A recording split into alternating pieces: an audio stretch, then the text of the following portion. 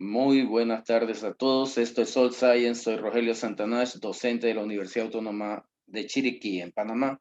Y vamos a hablar sobre las vacunas de AstraZeneca y Johnson. También mencionaremos unos aspectos relacionados con estas.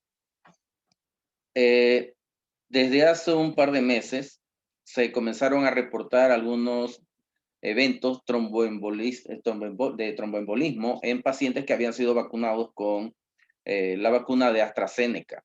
En ese momento se mencionaba que en la literatura, que en realidad no era literatura científica del todo, era los reportes que hacían las compañías y que hacían los hospitales, y se reportaba que esos eventos, que eran muy pocos, 20 en ese caso, estaban relacionados principalmente con uno de los lotes de cerca de 1 millón de dosis que se habían aplicado en diferentes países como Holanda, Inglaterra y España, y que habían surgido 20 casos de tromboembolismo, de los cuales uno al menos estaba bastante grave. Luego de eso, se comenzó a evaluar la posibilidad de que esos eventos fueran generados por la aplicación de la vacuna.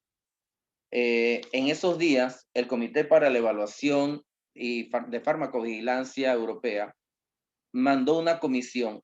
De hecho, el comité fue a esos países y recogió la información sobre los datos que se estaban obteniendo acerca de los pacientes que habían sufrido esos eventos. Y luego de hacer una serie de análisis, consultaron a otros hospitales en varios lugares, se estaban haciendo las mismas pruebas, y en esos días, solo con esos 20 casos, se reportó una serie de conclusiones.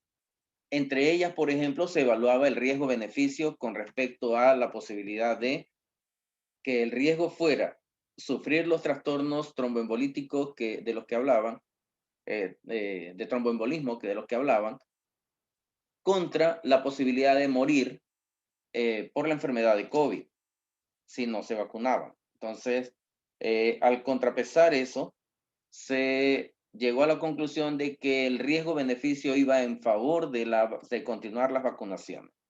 Así que se continuó distribuyendo la vacuna de AstraZeneca, pero en diferentes países comenzaron a surgir otros fenómenos de tromboembolismo y se comenzó a evaluar la posibilidad de que sí, esta asociación existiera, de que hubiera un vínculo real entre la vacunación y el surgimiento de estos eventos, y por tanto que era posible que fuera necesario retirar la vacuna del mercado.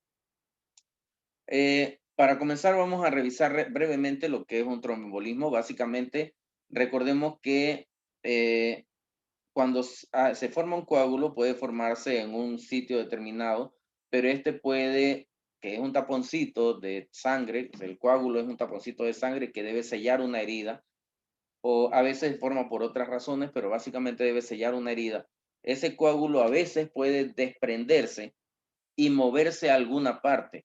Si ese coágulo se forma en una vena, por ejemplo, probablemente se mueva a través de la vena, que recordemos que las venas van de menor a mayor y va pasando de un lugar a otro, pero puede incluso pasar por el corazón, y si no se detiene en alguna arteria del corazón o no bloquea una vena del sistema cardiopulmonar, puede moverse a través de las arterias, pero las arterias van cada vez cerrándose más. El asunto es que a medida que se van cerrando la bolita esa de coágulo, el trombo, puede moverse hasta una arteria en la que ya él no cabe y bloquear ese punto. Esa arteria, que es la que lleva sangre con oxígeno a los tejidos, de pronto queda sin poder transportar esa sangre, y por tanto no lleva oxígeno a los tejidos, y los tejidos que queden hacia atrás de allí van a sufrir algo que se llama isquemia, o sea, falta de oxígeno, y comienzan a morir. Eh, Puesto que esa situación se da, el fenómeno de tromboembolismo puede ser mucho más grave en términos agudos, o sea, de momento puede producir un daño que puede causar un efecto muy importante, incluso la muerte, dependiendo de dónde llegue. Por ejemplo, un tromboembolismo de extremidades puede producir un bloqueo de la circulación sanguínea en un brazo o en una pierna y puede hacer que esa parte del brazo o la pierna quede sin sangre y generar muerte de tejidos y luego producir una gangrena, cosas como esa. Pero si el tromboembolismo se forma un tránsito hacia el cerebro, por ejemplo, puede producir unos daños más severos, que son los que realmente se comenzaron a reportar hace poco. Recordemos que el cerebro tiene un sistema de circulación de sangre que le ayuda a funcionar. Una de esas partes que queda en la parte posterior del cerebro se llama el seno venoso cerebral y ese seno venoso cerebral eh, concentra la sangre que va a moverse hacia diferentes áreas del cerebro. Si el trombo llega a ese lugar y el seno venoso se bloquea y se acumula sangre detrás de él, comienza a bombarse, a formar una especie de globo que se va hinchando con la sangre, puede provocar varios trastornos, entre ellos, por ejemplo, si el trombo bloquea, empuja, por ejemplo, el hinchamiento, la hinchazón bloquea o presiona el octavo par craneal, que es el que mueve los ojos, puede haber trastornos como que los ojos no pueden moverse de manera coordinada y la persona va a ver doble, a eso se le llama diplopía. Pero además esos coágulos pueden presionar y aumentar la presión sanguínea sobre eh, una parte que se llama la papila dentro del ojo y que allí también se concentra varios vasos que llevan sangre a la parte posterior del ojo y en ese lugar se regula la cantidad, la forma y la cantidad de luz que se recibe desde afuera y de allí parte la información para que el cristalino, que es como un lente que ayuda a mirar, a enfocar, él recibe los mensajes de esa papila y el cristalino enfoca las imágenes, pero resulta que si la información viene mal porque la papila está inflamada, entonces el cristalino no se mueve y puede desenfocarse la imagen. Entonces a eso se le llama, perdón, así se origina un desenfoque, así que la visión borrosa y la diplopía son síntomas que pueden generarse a partir de, de la presión que ejerce esa zona de, del cerebro donde se está ejerciendo la presión. También se pueden dañar tejidos en alguno de los lados del cerebro, algunas veces en un lado, a veces en el otro. Gran parte de la inervación motora y sensorial del cerebro va hacia el lado opuesto, lo que quiere decir que, por ejemplo, si la presión es el lado izquierdo y se dañan nervios que van hacia el brazo o vienen del brazo, probablemente el lado izquierdo se manifieste como una falta de movilidad, posibilidades de movilidad en el brazo derecho, si la lesión es en el lado izquierdo, y en el brazo izquierdo si la lesión es en el lado derecho. A esa falta de sensibilidad, a esa falta de sensibilidad de uno solo de los lados, se le llama hemiparestesia o hemiparesia si es la, la, la falta de movimiento, la incapacidad para moverse. Entonces, ese tipo de daños pueden manifestarse con una serie de síntomas que son, por ejemplo, la caída de uno de los lados de los labios, la dificultad para que uno de los ojos se mueva o los párpados cerrados, caídos de un solo lado, dificultad para apretar en uno de los brazos o mover los pies de un solo lado, a veces en ambos lados, pero por lo general en uno solo.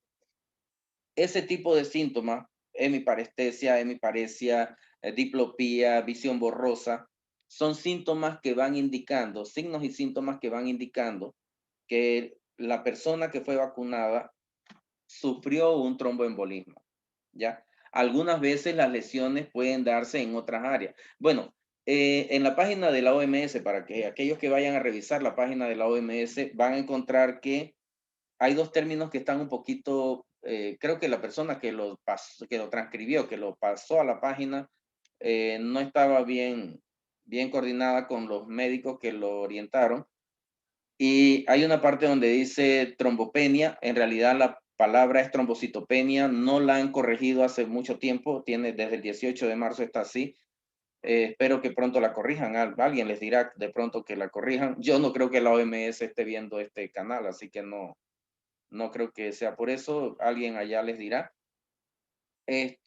También hay otra palabra que ellos usan que es el bloqueo de la circulación esplénica.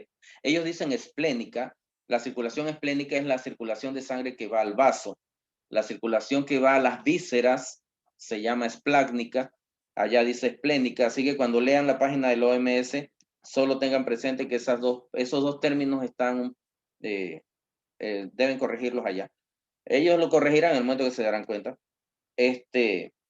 Pero sí, a veces la circulación de las vísceras dentro del cuerpo se impide por esa formación de trombos. Por ejemplo, se pueden formar el mesenterio, que es como esa lámina de membrana, acá lo llamamos pellejo, acá en Panamá, una lámina de membrana que forra las vísceras y que encierra una serie de venas que llevan la sangre desde el intestino al hígado. Entonces a veces se bloquea allí y hay problemas con la circulación mesentérica. Entonces produce dolor, daños en el hígado, dificultad para la función, lo que llamamos lesión de la función o lesa functio, y el hígado pierde la capacidad de actuar. También puede suceder en las extremidades, como dije, o sea, una serie de trastornos que surgen de esa situación. Después de haberse hecho una serie de análisis de toda clase, hasta el 18 de marzo habían dicho que no había relación entre las situaciones de tromboembolismo y la vacunación. Y de hecho ellos habían dicho, vale más la pena vacunarnos que pensar en la posibilidad de un tromboembolismo, porque eran muy pocos casos. Después aumentaron los casos, surgieron casos en diferentes lugares, incluyendo España, Brasil, Chile, en Estados Unidos, en varios lugares comenzaron a surgir casos. Se hicieron las autopsias, ese es otro mito que hay alrededor del problema de COVID, que dicen que no se hacen autopsias, sí se hacen autopsias, mucha gente está haciendo autopsias. No sé si aquí en Panamá estuve averiguando y no he visto ninguna publicación que diga que aquí en Panamá se están haciendo las autopsias, pero me imagino que en realidad las autopsias son muy difíciles de hacer para investigación porque son extremadamente costosas, muy costosas. Hay que hacer cortes de tejido, hay que hacer una serie de de análisis muy costosos y muy elaborados, lo que implica la participación de muchas personas. Hay que utilizar insumos que son costosos para probar si en un tejido hay virus activos. Hay que sacar eso, purificar el virus a partir de ese tejido y luego sembrarlo en unos tejidos, cultivos celulares que son muy difíciles de conseguir y costosos. Aquí no sé si en Panamá se lo están trabajando. Yo solo lo he visto una vez y lo vi fue en Costa Rica. Aquí no he visto eso. No sé, en realidad no sé. Es probable que sí. Cultivos GELA o cultivos de riñón de mono verde. Me imagino que el Gorgas trabajará con eso, tal vez el Smithsonian trabajará con eso. Y es muy difícil que se hagan autopsias porque hay que hacer muchísimos cultivos de eso. O sea, hacer una autopsia de una sola persona para investigar COVID implica la participación de muchos profesionales en diferentes fases y hacer muchos trabajos de tomografías axiales computarizadas, resonancia magnética, hacer radiografías de toda clase, entonces es muy difícil. Así que aquí en Panamá no sé si se está haciendo, creo que no, pero sí se han hecho en muchos lugares, además del riesgo que es exponerse a analizar un cadáver de una persona que murió de COVID, que uno puede contagiarse y puede hacerle daño. Pero sí se han hecho y se estuvieron haciendo.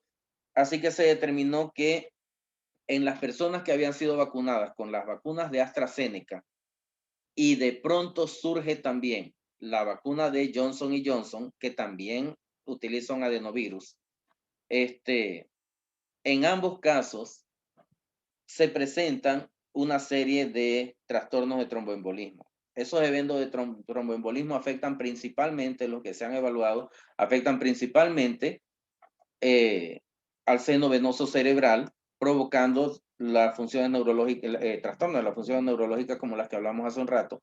También produce algunos otros daños, por ejemplo, daños en el corazón, en el hígado, en los pulmones, pero principalmente los que afectan son los del tromboembolismo del seno venoso cerebral. Y se determinó que en gran parte son mujeres jóvenes de cerca de 30 años. Pero, ¿qué pasa? Que esas mujeres también están sujetas a una serie de tratamientos que podrían estar vinculándose con ese proceso, que son, por ejemplo, el uso de anticonceptivos orales, que también está relacionado con la formación de trombos.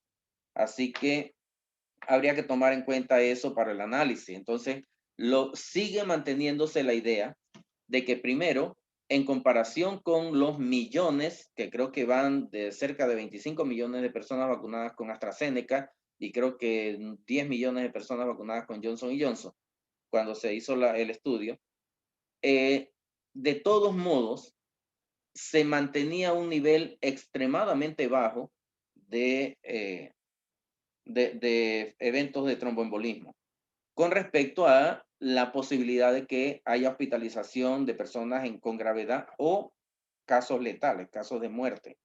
Entonces se sigue pensando que es mejor vacunarse que no.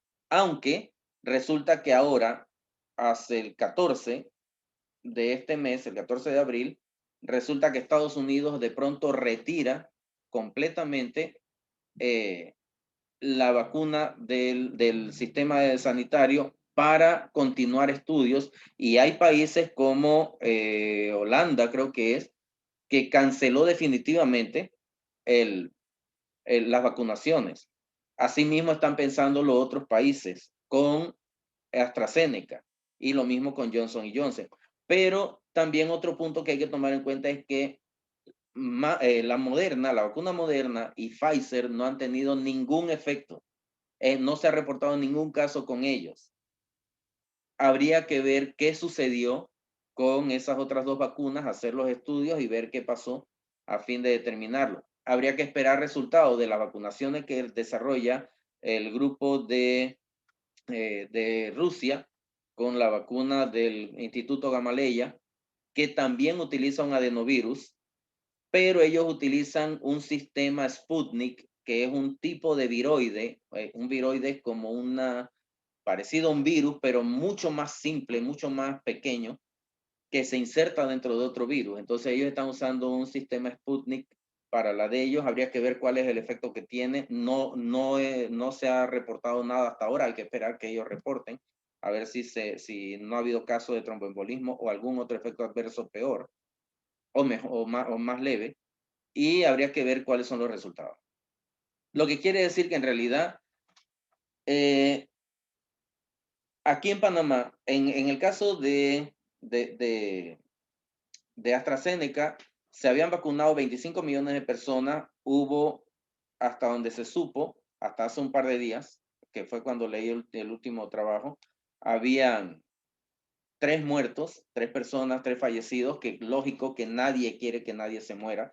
Todo el mundo que trabaja en salud, todos ellos, todos los médicos y enfermeras y todos ellos que trabajan en salud, lo que quieren es que se salve todo el mundo, y todo el resto, los que no trabajamos en salud, también queremos que todo el mundo se salve, pero en realidad solo habían 3 defunciones, había algo así como 180 casos de tromboembolismo, pero cuando eso se divide entre el total de 25 millones de vacunaciones, no es un número bastante grande, son un porcentaje de 0.0008, algo así, 007, algo así, y es un valor bastante bajo.